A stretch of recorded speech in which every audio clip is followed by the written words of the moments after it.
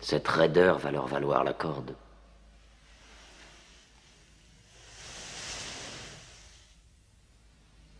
Vous ne vous prosternez pas devant votre prophète? Mahomet est un homme. On ne s'incline que devant Dieu. Où sont les miracles de Mahomet, Jafar? Si c'est bien un prophète, il doit pouvoir embraser le ciel de toutes sortes de miracles. C'est juste, en vérité. Dieu a donné à ses prophètes le signe des miracles pour que nous les reconnaissions. Le miracle de Mahomet, c'est le Coran sacré. Un livre, un simple livre écrit par un illettré et attribué à Dieu. Je crois que l'empereur en a assez entendu. Je songeais à la Pentecôte, quand Dieu a envoyé des langues de feu flamboyer au-dessus des apôtres, afin qu'ils puissent parler toutes les langues du monde qu'ils ignoraient auparavant. Mais ce genre de miracle ne se produit plus à notre époque. Merci, c'est suffisant. Vous avez été pitoyable.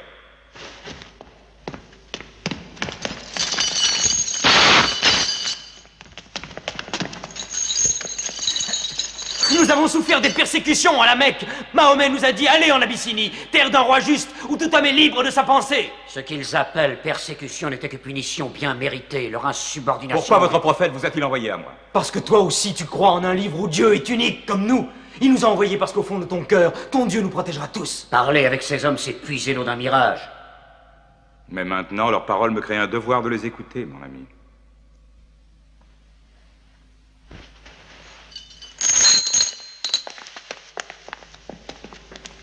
Continue.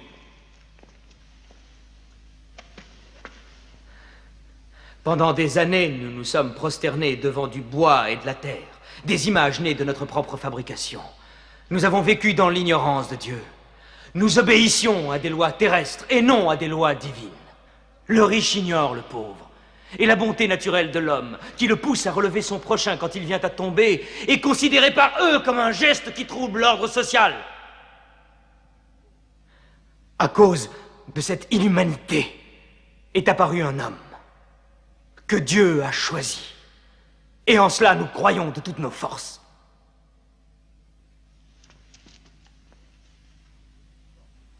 Tu t'emportes. Je te prie de reprendre tes esprits. Je parle du messager de Dieu. Mahomet nous enseigne d'adorer un Dieu unique, d'exprimer la vérité, d'aimer son prochain comme soi-même, de faire la charité. Un simple sourire est peut-être déjà un geste de charité. De défendre la femme contre les abus. De protéger l'orphelin.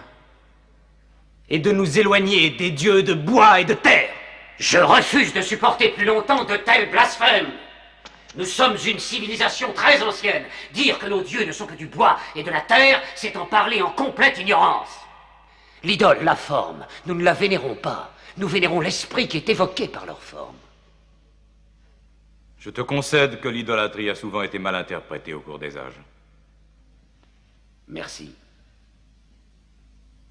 Et maintenant, revenons-en à ce qu'il dit des femmes. Dieu a bien créé la femme pour devenir la compagne de l'homme. Elle est différente, mais notre égale. Notre égale?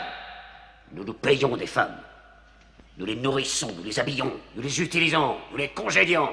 Les femmes, nos égales?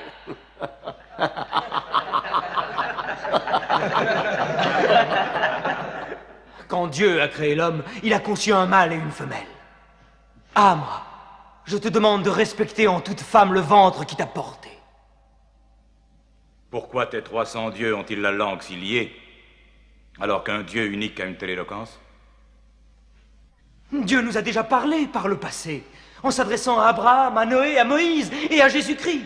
Pourquoi être surpris quand Dieu s'adresse à nous par l'intermédiaire de Mahomet? Qui t'a appris ces noms? Ils sont tous mentionnés dans le Coran. J'ai connu Mahomet à l'époque où il gardait ses moutons.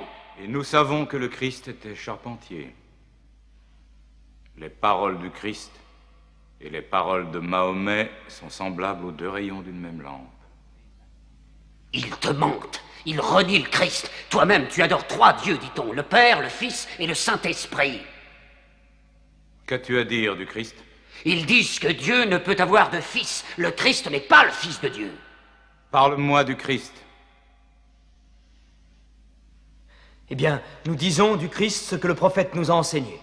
Dieu a insufflé le Saint-Esprit dans le ventre d'une vierge appelée Marie qui a conçu le Christ, l'apôtre de Dieu. L'apôtre, tu as entendu, et pas le Fils. Et ton miracle, ton Coran, qu'est-ce qu'il dit de la naissance de notre Seigneur Jésus-Christ? Je peux citer les paroles?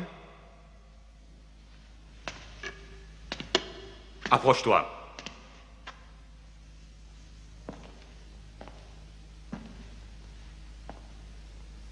Au nom de Dieu clément et miséricordieux.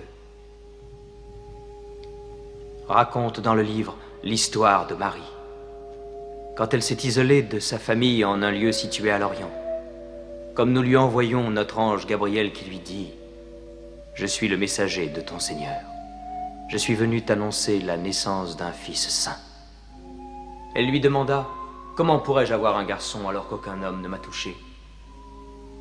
Et Gabriel lui répondit « Car ton Seigneur a dit, il en sera ainsi. Nous ferons de ce garçon un signe pour les hommes et une grâce émanant de nous. » L'affaire est décidée.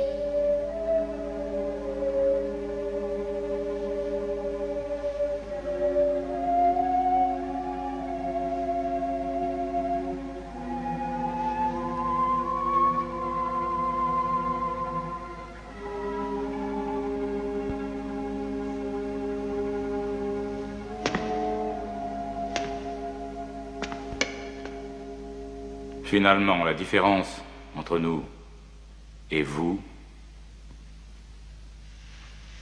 n'est pas plus large que cette ligne.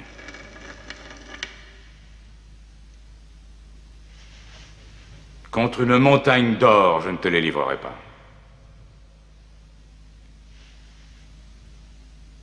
Vous pouvez vivre en Abyssinie en paix, aussi longtemps que vous le souhaiterez. Et puisse Dieu vous bénir tous pendant votre retour.